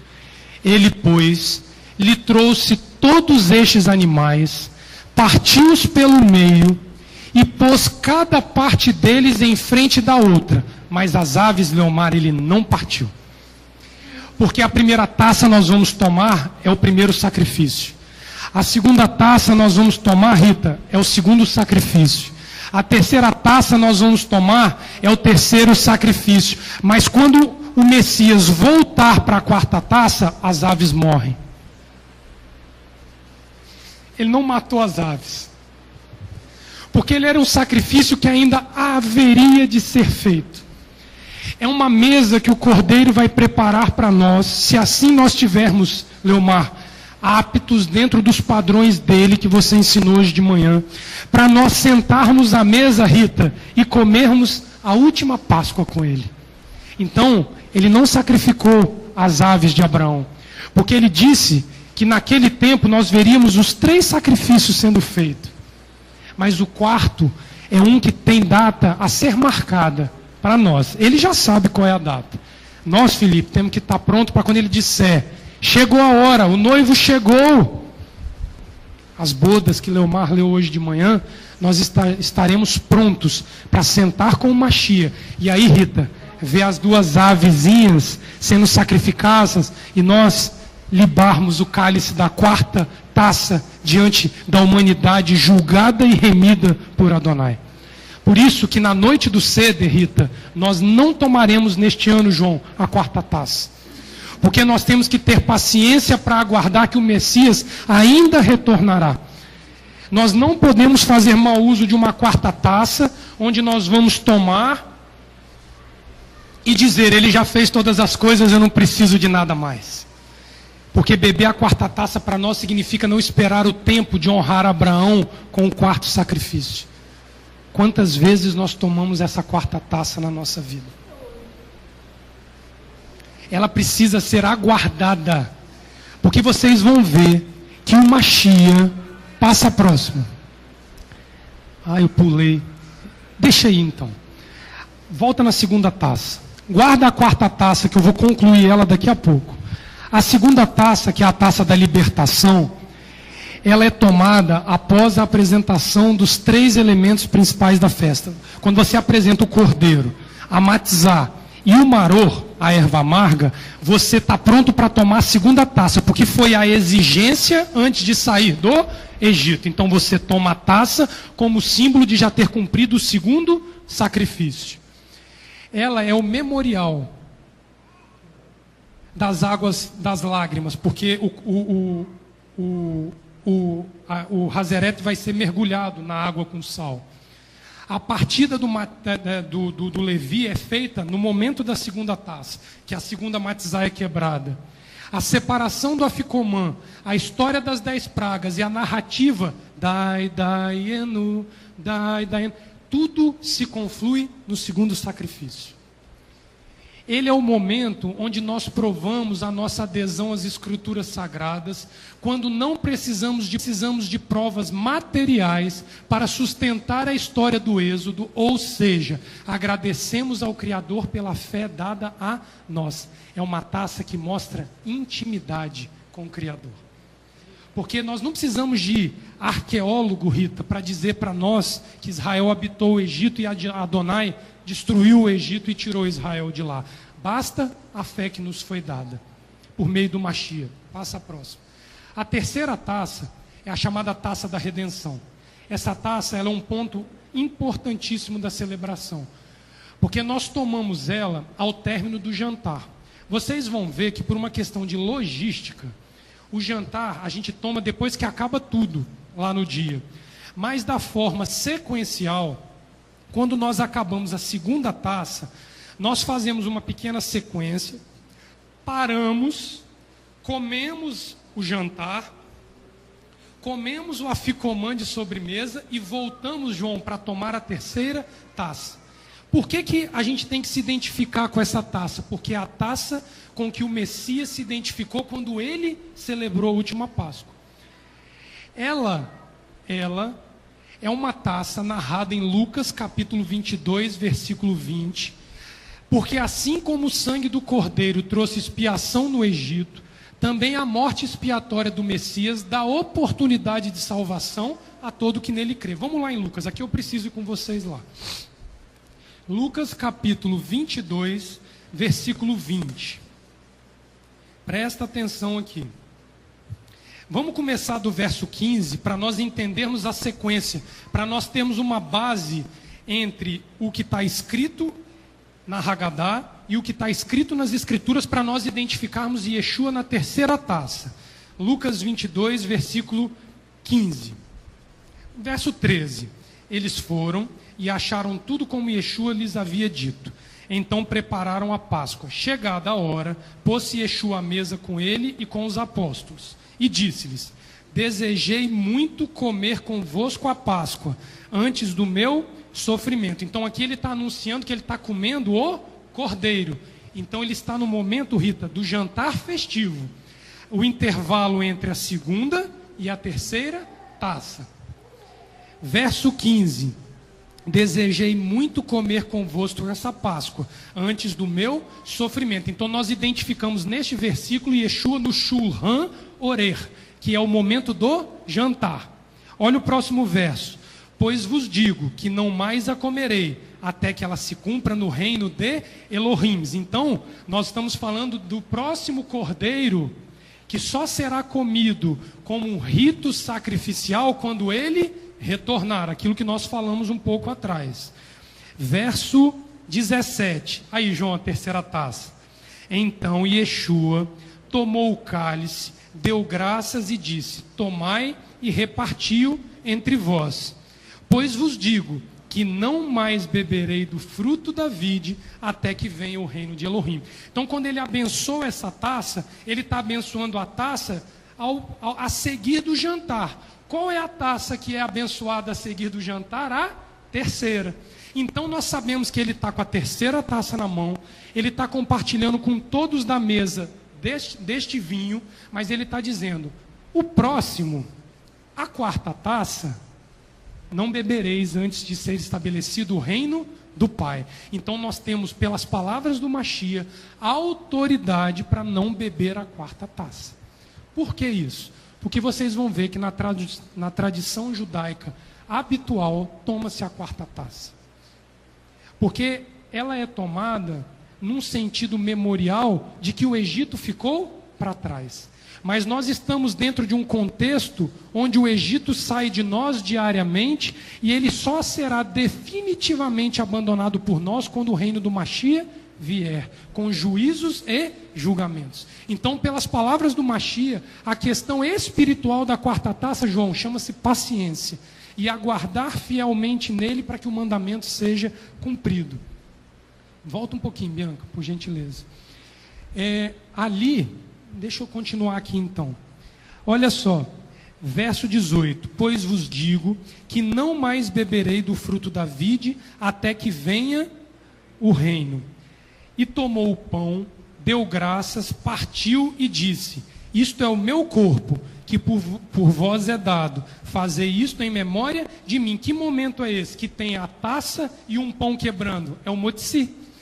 É Yeshua quebrando Levi ao meio, escondendo a sua ressurreição, anunciada pelos profetas na forma de afikoman, e comendo o outro pedaço que sobrou do Levi, e a matizá de cima, que é o sacerdócio, porque eles são consagrados. Come-se eles após santificar com bênção. Então ele santifica o Levi que fica e o sacerdote que fica para organizar o mundo até ele chegar. É a nossa função sendo consagrada diante de Adonai. Como casa sacerdotal, nós somos um pedaço desse pão que o Mashiach, pastora, comeu neste dia aqui. Presta atenção na seriedade das palavras do Mashiach. Aí olha o que ele continua dizendo. Semelhantemente, tomou o cálice depois do jantar, dizendo: este é o cálice da aliança. Essa palavra nova foi inserida pela Septuaginta, ela não existe nos manuscritos gregos. Ele diz: este é o cálice do pacto em meu sangue. Isso é uma outra tradução, do pacto em meu sangue. Ele só está dizendo que é o seguinte, que o pacto que eu firmei com Abraão, eu santifico ele agora com o meu sangue.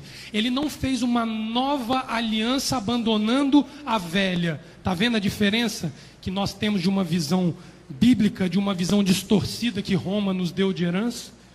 Porque aqui é a base que os ensinos romanos, oriundos dos gregos e dos romanos, diz que ele fez uma nova aliança de sangue. Não. Ele aqui atestou o pacto com Abraão através do sangue dele. Existe uma diferença grosseira. Aqui nós temos nítida condição, Bianca, de aquela história de que o primeiro ficou velho e agora tem o novo, não tem sustentação. É uma coisa só, porque é o sangue em meu pacto. É o meu sangue em pacto. Ele está autenticando e consagrando o pacto com Abraão com o próprio sangue. Aí ele diz assim: este é o cálice da aliança, em meu sangue, derramado por vós. Presta atenção nisso aqui. Leomar, presta atenção nesse detalhe aqui. Mas na mão do que me trai está comigo a mesa. Presta atenção nisso aqui. Quem lança a mão à mesa para tomar o motzi e a matzá ser cortada é o sacerdote Yeshua HaMashiach. Nessa hora, simbolicamente, se nós tivermos condição, um homem vai quebrar as matzot na mesa, simbolizando a pessoa do sacerdote responsável por fazer isso. Porque aqui, quando Judas lança a mão sobre a mesa, ele quer dividir a responsabilidade do pão com Yeshua. Ele, como Adão da mesa, como mestre da mesa, ele era o único com a autoridade de pegar Levi, pastor, e quebrar. De abençoar Levi e abençoar o sacerdócio e tomar. Então, João, nessa hora, é a hora que nós temos que compreender que é o momento consagrado para nós sabermos aquele que adere do que não adere. Ele descobre, ele anuncia o traidor para a humanidade na hora da quebra do Afikoman. Só ele tinha autoridade naquela mesa para fazer isso. Só ele. E aí nós vamos rumo à quarta taça para encerrar. Essa quarta taça, ela não será tomada no nosso ceder, porque Yeshua anunciou ali, João, que esta taça tem que ser aguardada a presença dele para nós tomarmos. Então ela vai estar vazia, nós não vamos nem encher, pastora. Porque o homem que é a videira, ele vai trazer o vinho novo para nós, perfeito. E vocês vão ver que a Haggadah vai encerrar com Apocalipse no capítulo 15, dizendo assim: eu sou o vinho novo. Ele vai vir encher esta taça. A taça chamada taça da adesão, Leomar. Daqueles que ele separa para ele. Lembra do verso 7 de Êxodo 7? O que o verso diz? Volta lá no Êxodo 6, versículo 7. Volta lá um pouquinho. Volta mais. Antes da primeira taça. Olha lá o verso 7, que é a quarta taça. Eu vos tomo para mim, ou seja, eu vos separo para mim. Como povo, eu sou para vós Elohim. Ele está dizendo assim: eu tomei vocês para mim. Penetrai sim, eu, Adonai vosso Elohim, que vos faço sair dos fardos do Egito. É a intimidade entre nós e o Criador, que será tomada na quarta taça, que nós vamos ter que aguardar um tempo ainda para tomá-la. Passa de volta a quarta taça. Isso, volta. Agora olha só que coisa interessante. Muita gente pode perguntar assim: Léo, mas como é que você consegue mensurar o tempo que eles aguardaram a quarta taça? Quem é que prova para mim que ali quando ele disse, tomareis no futuro comigo a quarta taça, eles não tomaram ali de forma memorial. Eu vou mostrar para vocês um negócio que eu descobri, pastora, quando eu estava estudando a tradução do Chourac para esse momento. Olha lá o que diz Mateus 26, acompanha por ali, porque vocês depois vão olhar na Bíblia de vocês com calma. Olha como é que está traduzido para nós entendermos a Haggadah. Ele está contando a história de Pessa passo a passo. Isso está descrito em Mateus 26, verso 29 e 30. Isso está descrito em Marcos 14, 25 e 26. São os dois livros que narram esse episódio. Diz assim: após ter cantado o Halel, eles saem em direção ao Monte das Oliveiras. Eu vos digo, não bebereis mais a partir de hoje deste fruto da videira, até o dia em que beberei um novo vinho convosco no reino de meu Pai. Por que eu afirmo que eles não beberam? Porque quando você pega a ordem da festa, quando você toma a terceira taça, você inicia o Halel. Então, se eles beberam a terceira taça e saíram cantando o Halel, não teve tempo, João, de tomar a quarta taça. Se nós olharmos à luz do Seder, ele está dizendo assim, olha, eu interrompi o Seder no Halel. O Halel de Salmos, Rafa, que a gente canta todo ano, e Yeshua estabeleceu que ali foi o limite para ele celebrar a Páscoa no ano que ele morre. Então ele diz assim, ó, não bebereis mais, saiam cantando o Halel. Anuncia Adonai para o povo, anuncia o enviado Yeshua, João, que quando o Halel acabar e eu retornar, um vinho novo eu trago para tomar com vocês. Léo, interessante que esse ano é o primeiro ano. Você vê, tem quantos anos nós celebramos Páscoa? 20 né? pelo menos, e olha lá se não for 20 e poucos anos. Pois então, esse ano é o primeiro ano que o Halel é todo cantado. Primeiro ano. Todos os salmos são cantados do Halel. E a senhora vai ver, pastora, ainda não te mostrei, a senhora me perdoa, mas é que eu terminei ontem à noite a Haggadah. Que quando nós acabarmos de tomar a terceira taça, nós vamos ler esse versículo. E vamos entrar no Halel. Quando nós acabarmos o Halel, João, nós vamos a Apocalipse capítulo 15. Porque o anúncio de Apocalipse é a revelação do Messias para o retorno dele, João, para tomar a quarta taça. E a taça da salvação eu alcançarei. E o nome do Eterno eu proclamarei. Só que isso é proclamado na terceira. Porque você então, eleva a terceira, você você proclama e sai cantando o Halel. Quando eu estava conversando isso com o Leonardo, eu entendi que tem 3 anos, irmãos. Essas coisas são proféticas. O Eterno não nos mandou em lugar nenhum. Ele nos mandou subir a comunidade da piedade. 3 anos como os 3 dias da ressurreição dele. Como os 3 dias da ressurreição. Com esse versículo. A taça da salvação eu alcançarei. E o nome do Eterno eu proclamarei. Pastor, só para eles entenderem que quando a gente faz o serviço na piedade, o Shacharit de segunda, quarta e sexta-feira de manhã, ele é encerrado com esta frase, com este versículo. Só porque ele está finalizando um tempo, irmãos. É um marco de tempo final. Está chegando a era messiânica para a vinda do Messias. Quando ele nos manda subir com esse versículo... É um tempo findado. Ele está falando de um tempo de fim. Terminou. Porque ali é o fim do Shabat. Nós vamos falar agora mesmo, terminando o Shabat. A taça da salvação eu alcançarei e o nome do Eterno eu proclamarei. Mas aí você sabe o que eu fui estudar, pastor? É uma coisa muito interessante. O Eterno ele é muito perfeito. Quando eu fui olhar, eu falei assim, bom, então não tem nada para escrever na quarta taça, né? Aí eu fui a Apocalipse capítulo 15 e eu fui lá e dei uma olhada em Apocalipse com calma, pastor. Eu não vou lá agora não, porque eu já estourei o horário. Apocalipse vai falar desta vinda para cumprimento da quarta taça. Só que quando eu fui olhar a liturgia tradicional que os judeus deixaram de herança para nós, Daniel, você sabe qual é o texto que eles encerram a quarta taça? Pela vinha, pelo produto da vinha, pelo produto do campo, pela boa espaçosa terra. Ele fala de uma terra que nós herdaremos, que quando a gente encerra o Shabat, é um texto tradicional da liturgia judaica que fala da Jerusalém que viria para os judeus de volta. para nós, ele está falando de uma terra onde nós vamos habitar, que será uma terra, pastora, frutífera. Uma terra, Rita, que ela mana leite e mel. Uma terra onde não haverá mais dissensões, calamidades. Aí nós vamos entender Apocalipse 15 à luz do encerramento do Shabat. Então vocês vão ver que a quarta taça ela vai estar direcionada para nós para um tempo vindouro, João. Nós vamos ler Apocalipse e este texto profético que os nossos pais proclamam há séculos, aguardando esta famosa terra que nós herdaremos. E aí nós vamos entender Apocalipse capítulo 21, dizendo a nova Jerusalém, construída com pedras de esmeralda, de ouro, de prata, uma Jerusalém já que não está na ruína do pecado, que já não está manchada pelo sangue. Ele está falando de um tempo do Mashiach que vai ser tudo novo. Inclusive o vinho que ele vai trazer, pastor, é um vinho novo. E aí, pastor, eu compreendi Malaquias capítulo 4.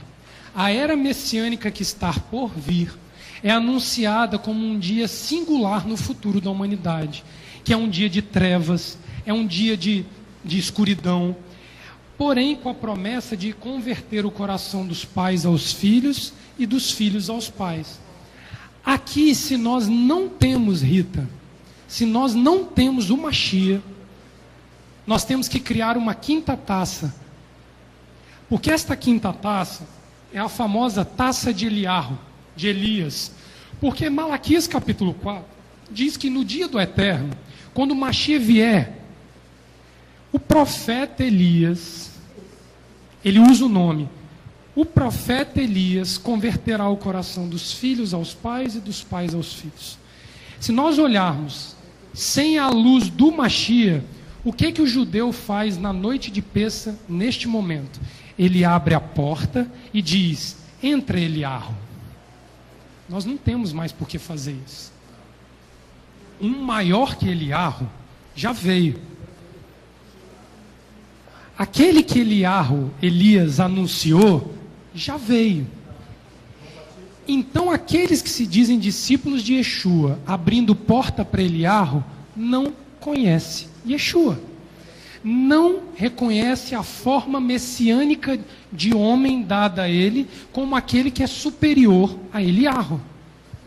Então não tem taça de Elias no nosso seder, com todo o respeito aos nossos pais. Porque o Messias veio deles para nós. Paulo diz que os olhos deles foram fechados para que os nossos fossem abertos, mas os deles irão ser abertos, porque o coração dos pais retornará aos filhos, nós filhos, Israel pai, e o coração dos filhos retornarão aos pais. Não vai ter mais essa confusão, porque no Mashiach vai se estabelecer tudo. Então esse ano, quando nós tivermos ali, Leomar, primeira taça, segunda taça, é com gozo, porque nós estamos vivos para celebrar que haverá uma quarta taça a ser tomada, e ela está próxima. Os dias estão chegando ao fim. É só olhar a história da humanidade. Não tem como Yeshua demorar muito mais do que a gente acha que ele vai demorar. Ele está às portas. Ele está às portas. E ele vai chegar num dia de calamidade. Presta atenção. Não vai ter arco-íris no céu, céu de brigadeiro, João, e sol brilhando na nossa cabeça. É dia de trevas, de terror, dia de medo, de pânico e de pavor e de angústia. É o que os profetas anunciam. Só que se nós temos a consciência da Torá, de uma vida santificada, para que nós cheguemos à presença do Eterno por meio dele, nós não temos o que temer desse dia. Mas essa quarta taça, pastora, precisa estar vazia para nós ainda. Porque nós não podemos ferir, João, o tempo do Messias. Ele tem um tempo para nos fazer beber essa quarta taça. Então, o que eu procurei fazer foi botar, me perdoem o horário, eu sempre avanço, mas assim, eu não tinha como não tocar nesses pontos, porque nós precisamos ir para Pêssah esse ano com uma consciência de que não tem brincadeira em Pêssah. A pastora Sandra gritou aqui essa semana, ela falou, mas no fim, é uma iniciativa pessoal de cada um de nós querer celebrar Pêssah à luz do Mashiach. Não, diga assim, pastora, que não, a senhora fala, mas se não houver uma obstinação nossa de buscar a fazer o que é certo, parar de olhar para o lado e culpar o Mazinho e não assumir a minha responsabilidade, ou querer que a Dona Teresa caia para que eu me sobressaia, não tem peça. Aí eu vou dizer, é melhor nem comparecer. Se for com a consciência de que não quer mudar a configuração que nós temos hoje para uma nova configuração, não adianta comparecer. Por isso que nós temos que ir com os asmos da verdade que Paulo fala. Fala, Marta. Pois não. Pergunte. Se eu souber responder.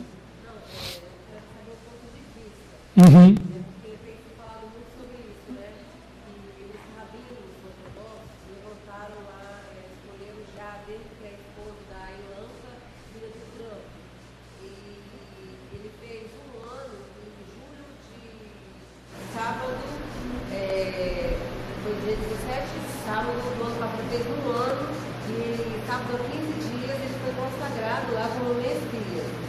Quem foi consagrado? O filho de Jader, que eles dizem ser da origem do rei Davi, casado com a Ilanta, filha de Trã. Minha irmã, deixa eu só te fazer uma pergunta aqui. Eu vou te fazer uma pergunta que você vai responder para você mesmo essa questão. Houve calamidade sobre a terra? Houve destruição? Aqui, presta atenção aqui. Houve calamidade? Houve ranger de dente? Houve trevas? Houve pânico sobre a face da terra? Se não houve isso, não é o Messias. Simples assim. Ele não vai voltar para a barriga de uma mulher. Ele não vai ser parido de novo. Ele não vai mamar de novo. Ele não vai engatear de novo. Ele não vai aprender Aleph, Bet, Gimel, Dalet, Het, Vav, Zain, Het, o alfabeto hebraico de novo. Ele vai retornar porque ele continua vivo. Não digo, ele continua vivo. Ele não vai voltar para o útero de uma mulher para nascer de novo. Entende o que eu estou falando? O próprio Messias diz que no final dos tempos viriam outros se autoconclamando Messias. Exatamente. E que não eram Messias. Yeshua avisou isso. É muito simples de entender. Como este vão aparecer centenas até o fim. Centenas. Vários já foram proclamados em Israel Messias. O Messias que virá... O Messias que virá, segundo Apocalipse capítulo 15, ele vem dos céus em forma adulta, e os homens vão querer adorá-lo, João. Ele vai pegar na mão e vai falar assim: não adora a mim, adore ao Pai. Apocalipse capítulo 15. Nós vamos encerrar a quarta taça dessa forma. Ele não vem para tomar o lugar de Adonai, porque ele não é Elohim, mas ele vem para dar todas as honras dignas de Adonai. E vem para ser o executor do juízo de Adonai. Sabe por quê? Porque se Adonai aparecer fisicamente para nós, não sobra ninguém. Então ele tem que ter um enviado, um representante, para com fábula cristã e judaica de que vai vir e que vai renascer na barriga de uma hebreia, parará, parará, parará. Ou que ele é o próprio Eliarro. Vocês vão ver Haggadot dizendo que Elias é o Messias. Não é. O nome dele é Yeshua HaMashiach ben Yosef ben Miriam. Yeshua o Messias, filho de José, filho de Miriam ou Maria, que morreu, ressuscitou ao terceiro dia e foi elevado aos céus à destra do Pai, aguardando a hora de voltar. Se não for essa característica, não é ele. Ele tem genealogia própria, ele não é filho de americano, ele não é filho de budista, ele é judeu da ponta a outra. E ele é um homem feito. Ele é um homem feito, pastor, o descendente legítimo de Davi. O Trump não tem nada com Davi, nada. E nenhum outro homem sobre a face da terra que se autoconclamar Mashiach tem isso daí. Então nós temos que começar a encarar as coisas das formas como elas são. E eu vou dar uma notícia do outro lado. Não tem arrebatamento para ser poupado da tribulação. Presta atenção nisso. Isso é outra conversa que dizem que a igreja vai subir e vai ficar de camarote vendo a destruição da humanidade. Mentira. É uma escatologia sem fundamento na Torá, porque o profeta Elias vai converter o coração dos pais aos filhos, dos filhos aos pais, e o dia vai ser dia de trevas. Nós, se estivermos vivos no período participaremos das trevas desse dia. De uma vez por todas, botem isso na cabeça, abandonem este conceito, porque senão o Apocalipse vira, sabe o quê? Um livro de fábula para botar medo no coração de gente que está com um pé lá e um pé cá, dizendo assim, você vai ser destruído, você vai ser morto, você vai ser isso. Não é isso que é Bíblia Sagrada. Apocalipse está trazendo para nós as palavras messiânicas de um tempo vindouro que muitos de nós participarão. Eu não sei se na minha geração, se dos meus filhos, dos meus netos. Talvez pastora Sandra não veja na dela. Ritona e Dona Teresa talvez não vejam na delas. Talvez eu veja, Leomar. Se você me perguntar, eu prefiro não ver. Opinião do Leonardo. Eu prefiro aguardar a ressurreição dos mortos para não ter que ver esse dia, João, vivo. Porque a Bíblia diz que se ele não abreviasse os tempos, até os seus escolhidos abdicariam da fé. Não se manteriam. Se o tempo que nós vivemos ainda não é esse, minha irmã, ele não é Mashiach. Simples assim de entender. Se a senhora quiser falar. Sim. Eu não sei explicar isso de uma forma melhor do que essa. Por quê? Porque é sacrifício após sacrifício, Shabat após Shabat, lua nova após lua nova, peça após peça e etc. Não tem outra forma de sobreviver ao final dos dias que o Messias virá para nos julgar e julgar a toda a humanidade. Não acreditem em fábulas dos finais do tempo. Eu acho que é Timóteo que fala isso, e Paulo fala isso também, acho que numa das cartas dele. Cuidado com as fábulas dos finais dos dias. Ele fala isso claramente para nós. Tá certo? Vamos celebrar Pêssego em paz com Adonai, à luz da Torá, revelado pelo Espírito, sem sensacionalismo e sem excesso ou medo de qualquer coisa, com uma mentalidade bíblica de servo de Adonai. Amém? Eu louvo Adonai por esse Shabat, que a lepra vá embora de nós definitivamente e nós sejamos sancionados pelo Kohen Gadol, pelo sumo sacerdote, para nos permitir voltar à comunidade da casa de Israel. Amém? Eterno, em nome de Yeshua, nós queremos te louvar, queremos te agradecer por este Shabat, por este dia, Pai, que o Eterno separou para nos abençoar, para trazer sobre nós, ó Pai, a tua palavra, a luz das Escrituras, conforme as palavras do Mashiach. Nos abençoa, nos guarda, nos proteja, traga sobre nós, ó Pai, adesão suficiente para vivermos os últimos dias fiéis a Ti, Pai, ou que morramos fiéis a Ti. Que o Eterno possa nos dar a graça de sobrevivermos enquanto essas coisas não forem reveladas a nós.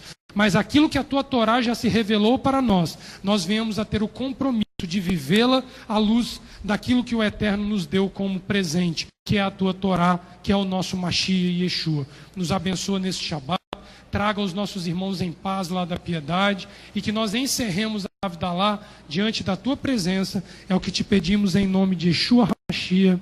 Amém.